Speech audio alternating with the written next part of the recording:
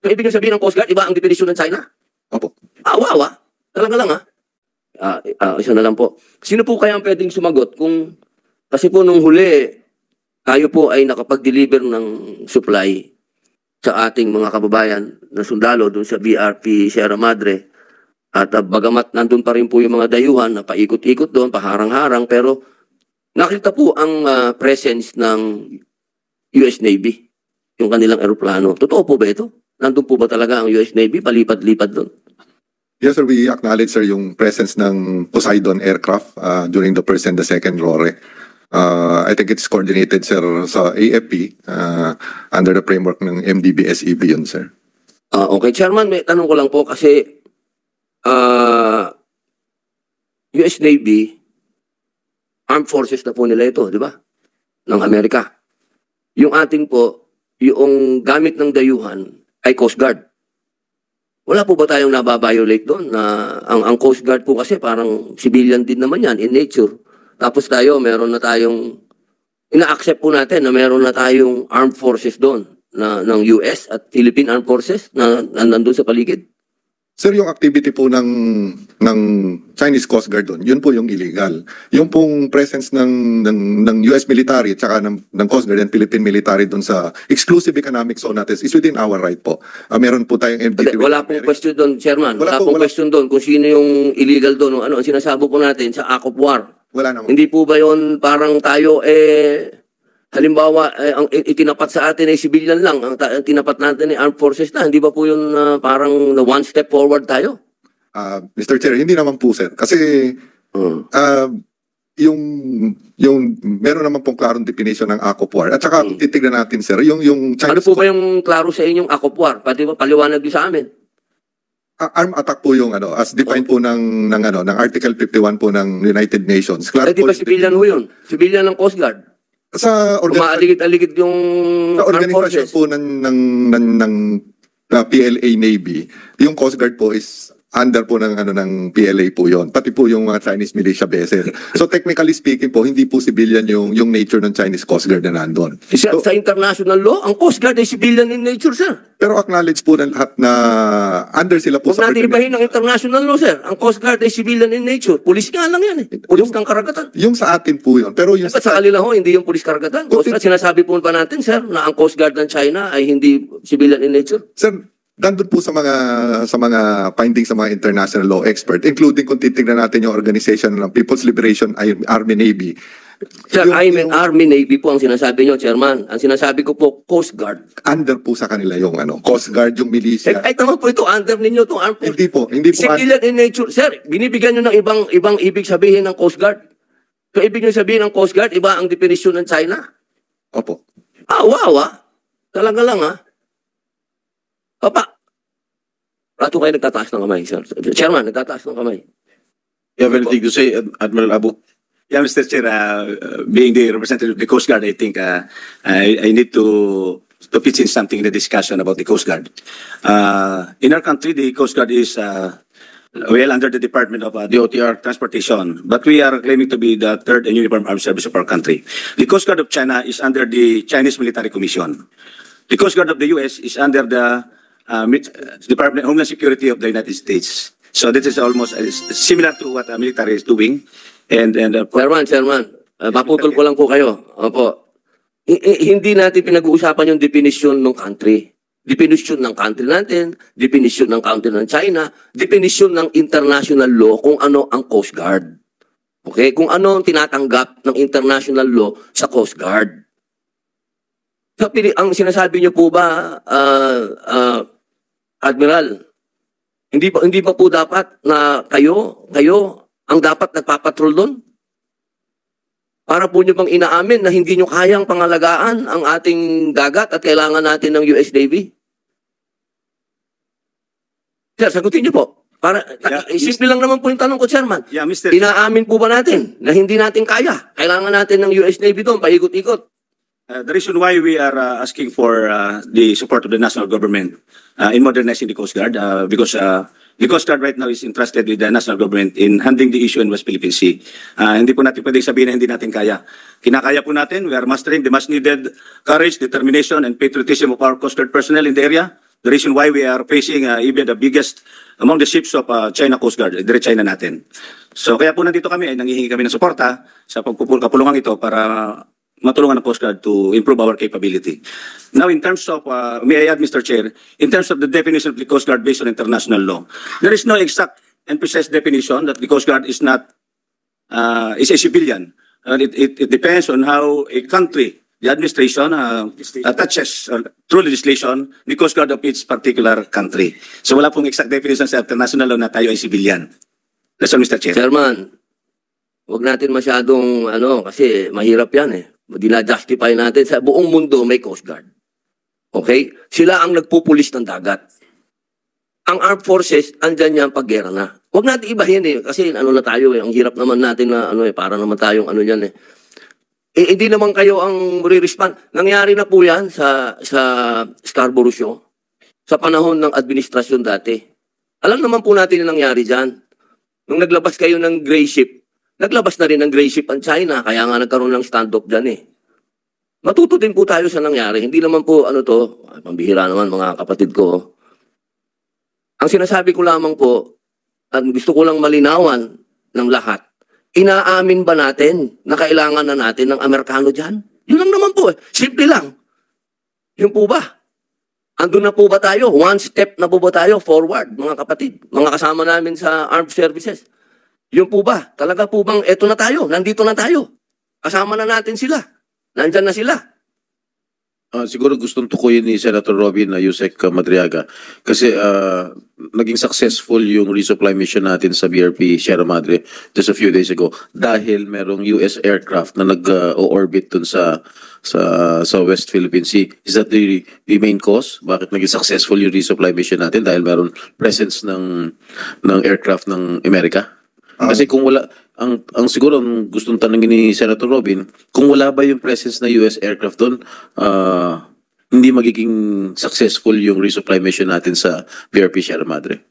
Thank you, Mr. Chair.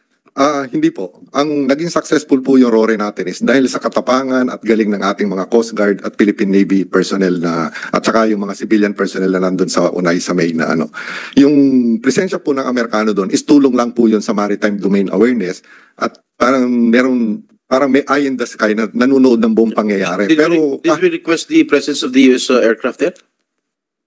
May coordination po sa AFP. But kahit po pala yung... Sino tayo bang humingi ng tulong o sila nag-volunteer? Anong coordination? Pwede po tawagin si J3. Pero pwede sagutin po. Sir, wala po tayong inaamin at hindi po tayo aamin na hindi natin kaya yung trabaho. Kaya may Amerikano o sinong ibang bansa po, kaya po ng Philippine Navy, kaya ng Philippine Coast Guard po yan. Hindi po tayo susuko dyan, kaya may Amerikano o wala. Hindi po tayo aamin na hindi natin po kaya. Kakayanin po natin kahit ano po yung gamit natin. Yan lang po yung gusto namin i-manifest dito sa... Chairman, patutunayan ko po yun. Dahil hindi naman ako Coast Guard. Hindi din naman ako, civilian lang ako, pero nakapagdala ako ng supply doon sa iyo. Opo, yun lamang po. Kailangan lang po natin linawin talaga kung bakit may Amerikano doon. Yun lang po ang gusto kong linawin talaga. Bakit handa na ba tayo doon sa usapin na naglagay na pumayag na tayo? May paano kung nagpalipat din ngayon ng dayuhan doon ng aeroplano din nila? Ano po kayang reaksyon natin, Chairman? Ano po magiging reaksyon natin kapag sila naman ang nagpalipat na doon? Nagpaliparan na sila doon.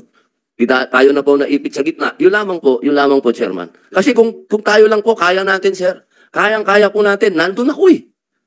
Nakita ko, sir eh. Kasama ko kayo. Nakapag-deliver ako ng supply doon.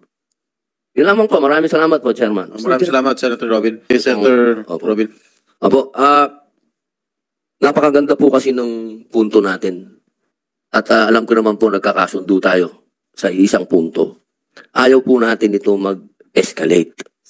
Kasi mga mahal kong kababayan, matuto din po tayo sa mga nangyari nung mga nakaraan na tayo ay nagtiwala dito sa mga Amerikano nung World War II. Pero ano nangyari? Noong nagkagipitan na, umiskit na si MacArthur, naiwan tayo. I shall return na lang. Nagibagi ba tayo ng 3 taon? Hindi naman natin gera talaga hindi naman natin kalaban yung Hapon eh. Nasabit lang tayo doon. At least, Senator Robin, Opo. nag-return talaga. Nag-return, no? nag-return po si MacArthur nung panalo na tayo. inagaw na naman ng mga Amerikano yung glory na sinasabi nila sila tumalo sa Hapon, pero ang katotohanan, historically, at yan po ay patutunayan ng mga historian, nagtatago na ang mga Hapon nun. Nananalo na ang mga gerilya nung dumating sila MacArthur. Kaya ang gusto ko lamang pong idiin, okay, kaibigan natin ng nandyan sila, maraming salamat, pero wag naman po tayo ibala. Baka tayo ibala lang ng mga yan eh. Wala naman problema sa akin tanda ko na rin naman, masarap din maging bayani, di ba sir? Pero wag naman yung magpapakabayani tayo para sa glory ng iba. Kung magpapakabayani tayo dahil sa Pilipinas, gulo natin. Tayo. Hindi dahil ibinala lang ako, ibinala lang tayo ng ibang nasyon. Kasi po malalim masyado itong nangyayaring ito. Bakit hindi dapat tayo maging, kumbaga sa chess, phone? Wag naman tayo maging phone. Ano man lang bishop tayo, di ba? Hindi dapat tayo yung phone dito. Napakahalaga po na ihanda din natin yung ating mga kababayan. Kasi sa ngayon, sir, siguro naman walang kukontra sa akin dito, ni ROTC, wala tayo. Siguro naman, sa usapin na yun, nagkakasundo tayong lahat. Paano natin sasabihin na handa tayo, yung mga kabataan natin, busy sa TikTok. Kaya sana, magkasundo ka. Kung talagang tayo'y palabal lahat, tutuhanin natin. Yun lamang po, Chairman. Matagal na tayong paikot-ikot doon. Matagal na rin po tayong nagsusupply doon. Bakit po kaya tayo kailangan makarating na may Amerikano na doon? Kahit po sabihin ninyo na yan ay walang armas yan, US Navy po ang nakalagay doon. Sa palagay po ba nyo, hindi yun na magiging dahilan para magpalipad din ang China naman ng kanilang Navy din? Hindi po ba kaya ganun yun? Ang sinasabi ko lang po dito, sa matagal na panahon, 6 na taon po tayo na wala namang ganitong kalaking escalation. Nandito na po, may third party na. Ito po ba, isang ayon pa kayo, Professor, na may third party na rito? 6 na taon na wala naman tayo. Cat and mouse lang naman tayo dyan. Ngayon, meron ng, sinasabi nyo po ba na pagka ito ay nag-escalate, papayag kayo na tayo ay mapunta sa escalation nito? Well, una po, yung sinasabi po nating escalation, in the first place po, nauna pong mag-escalate ang China dyan nung tinayo po nila yung 3 military bases dyan sa loob ng Spratlys, Mischief Reef, Scarborough Shoal, at Fiery Cross Reef. Mayroon pong 2 reconnaissance aircraft ang China na nakagaya nung sa US na naka-station po sa Fiery Cross kung hindi ako nagkakamali at manamataan na rin sila dun sa ibang bases nila. Mayroon pong 2 fast attack missile boats na naka-station sa Mischief Reef, yan po yung pinakamalapit sa atin, na umaaligid din dyan. At nung nga pong 2021, nabalita nga po na hinabol pa yung isang civilian na vessel natin na lula ng isang ABS-CBN crew. Yung pong PLA Navy, lagi po silang mayroong at least 2 o 3 warships na nakastasyon sa bawat isa dun sa 3 military bases nila dyan, Fiery Cross, Mischief Reef, at Subi Reef. Hindi na po yun nagbabago. So, kumbaga, dihado na talaga tayo dahil dinagdagan na po ng China yon even before dumating po itong mga Amerikano itong taon na ito.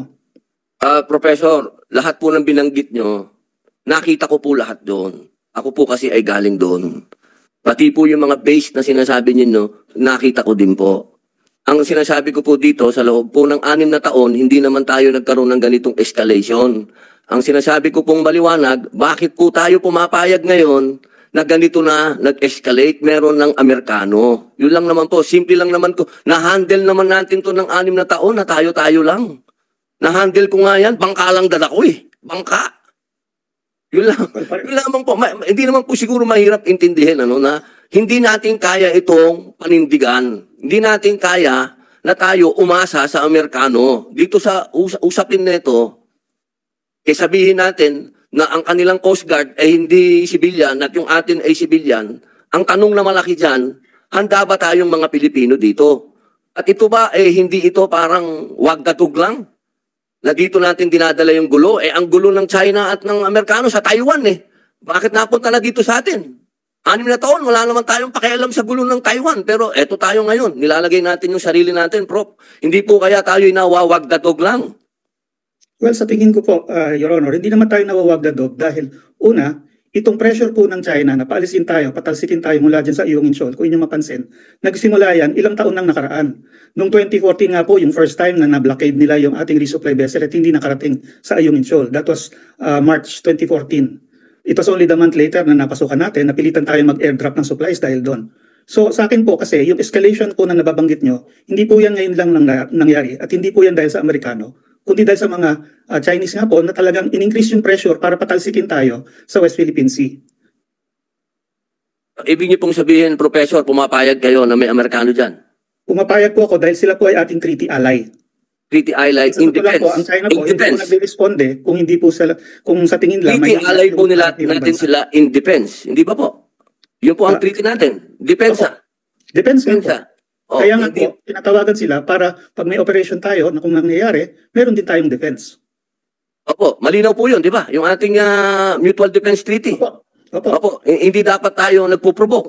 Opo. At so Opo. far naman po, wala tayong ginagawa na provocative. Nire-resupply Kinaya nga po natin ng 6 na taon na walang kano eh. 6 years, walang kano. Kaya natin. Bakit tayo may kano ngayon? Well, ngayon lang po siguro tayo ginamitan ng laser. Ngayon rin lang po tayo pinatindi ang mga dangerous maneuvers at halos mabangga ang ating Coast Guard. Ito po yung na-record na nangyari, nag-umpisa mangyari bandang 2021. Diyan po talaga yung increase ng pressure laban sa Pilipinas. Hindi po. Nasaan po ba kayo ngayon, Professor?